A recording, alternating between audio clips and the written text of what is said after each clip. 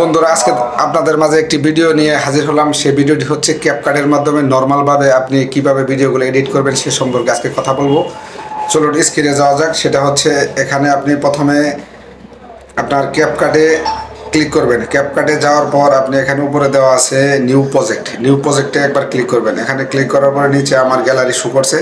এখান থেকে আমি যে কোনো একটা ভিডিও নিয়ে নিব। এখান থেকে ধরেন যে আমি এই যে এখান থেকে এই ভিডিওটা আমি নিয়ে নিলাম, এই যে 15 সেকেন্ড এই ভিডিওটা নিয়ে নিলাম। ভিডিওটা নেওয়ার পর এখানে দেখতে পাচ্ছেন যে একটা ছেলে গাছ থেকে নামছে, এটা আমি অ্যাড করে দিলাম। অ্যাড করে দেওয়ার পর এই ভিডিওটা প্রথম কত অংশ আমি বাদ দিব, এখানে যদি এই পর্যন্ত আমি বাদ দিই সেক্ষেত্রে এখানে আমি ভিডিওতে একটা টাচ করব। টাচ করার পর নিচে যে অপশনে স্প্লিট লেখা আছে এখানে একবার ক্লিক করবেন।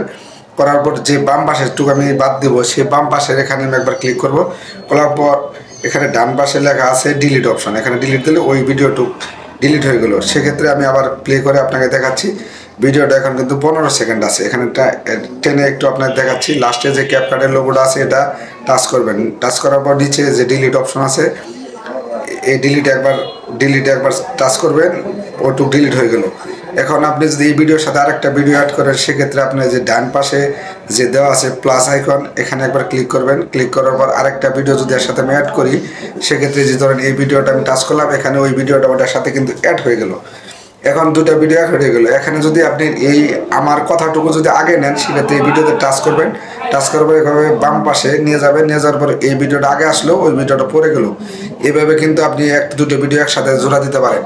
তারপর হচ্ছে আপনার ভিডিওটা যে সাউন্ডটা এখানে ভিডিওতে টাচ করবেন। টাচ করার পর ভলিউম যেহেতু আপনার কম আছে ভলিউমটা বাড়াতে হবে, সেক্ষেত্রে আপনি এখানে ডান পাশে স্ক্রল করে নিয়ে যাবেন। যাওয়ার পর এখানে ভলিউম অপশন দেওয়া আছে, এই ভলিউম অপশনে টাচ করবেন। দেখেন এখানে ভলিউম কিন্তু হাফ দেওয়া আছে, এখানে আমি ফুল দিয়ে দিলাম। ফুল দেওয়ার পরে এখানে ঠিক চিহ্ন দিয়ে দিলাম, তার ভিডিওটা ফুল হলো। এখানে সাউন্ড একটু সমস্যা হতে পারে, সেক্ষেত্রে নয়েজটা আপনি অফ করে দেবেন। ভিডিওতে আরেকবার টাচ করবেন, ডান পাশে স্ক্রল করে লাস্টের আগেরটা রেডিউস নয়েজ এটাতে ক্লিক করবেন। ক্লিক করার পর এখানে এটা অন করে দেবেন।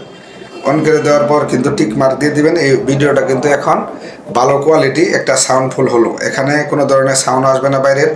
ভিডিওটা কিন্তু পারফেক্ট হয়েছে। এখন আমি এই ভিডিওটা যদি আরও অপশন আছে এগুলো পরবর্তী ভিডিও দেখাবো। রেশিও আছে, আপনার ট্যাক্স আছে, এখানে ট্যাক্স যদি অ্যাড করেন সেখানে ট্যাক্স দেওয়া আছে।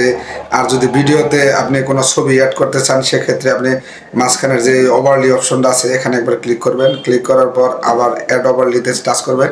করার পরে যে উপরে দেওয়া আছে এখানে ভিডিও, ডান পাশে দেওয়া আছে ফটো, এই ফটোতে একবার ক্লিক করবেন। ক্লিক করার পর আমি যদি এই ফটোটা অ্যাড করি, এই ফটোটা অ্যাড করা যেখানে অ্যাড চাপ দিব, অ্যাড চাপ দেওয়ার এই ফটোটা কিন্তু উপরে চলে আসছে। এখানে আঙ্গুল দিয়ে চেপে ধরে ছোটো করে করা যাবে। তারপর এই ভিডিও এটা আপনি নিয়ে নেবেন, এইভাবে উপরে অ্যাড করে দিবেন। কতক্ষণ দিবেন যেটা নেবেন ওটাতে টাচ করবেন। টাচ করে এটা একটু লম্বা করে দিতে পারেন। দেওয়ার পর এটার অ্যানিমেশন আছে, এটা আপনি কি মডেলে আনবেন সেক্ষেত্রে আপনাকে অবশ্যই এই ভিডিওতে টাচ করবেন। টাচ করার পর এই যে নিচে অপশন দেওয়া আছে দেখেন অ্যানিমেশন, এখানে ক্লিক করলে পরে ভিডিওটা কি উপরের যে ছবিটা কি অপশনে কীভাবে আসবে। আমি যদি এভাবে প্রেস করি তাহলে দেখেন লেখাটা কীভাবে আসতেছে। আর যদি আরও এখানে অনেকগুলা সিস্টেম আছে, এখানে যদি আপনি কীভাবে আনতে চান এইভাবে যদি আনতে আরেকটা টাচ করলাম, এইভাবে ভিডিওগুলো কিন্তু আপনি আনতে পারেন। আনার পরে এইভাবে ভিডিওগুলো দিবেন। দেওয়ার পর এখানে সেভ অপশনে ক্লিক করে দিবেন। দেওয়ার পর যদি ভিডিওর এখানে 1080 পিক্সেল হয় এখানে দিয়ে আপনি এখানে এটাকে সেভ করে দিতে পারেন। যে উপরে যে অপশনটি আছে টিক চিহ্ন এখানে দিলে কিন্তু ভিডিওটা সেভ হবে। এইভাবে কিন্তু আপনি একটা ভিডিও ভালোভাবে এডিট করতে পারেন। এখানে ক্যাপকাটে কিন্তু অনেক অপশন দেওয়া আছে, পরবর্তী এক ভিডিওতে দেওয়া সম্ভব না, পরবর্তীতে অন্যান্য ভিডিওতে অবশ্যই দেওয়ার চেষ্টা করব। আর যারা আমার এই পেজটিতে এখনও ভালোবাসা দিয়ে যান নাই তারা অবশ্যই পেজটির সাথে থাকবেন। আমি আপনাদের সাথে আছি সর্বক্ষণ ইনশাল্লাহ।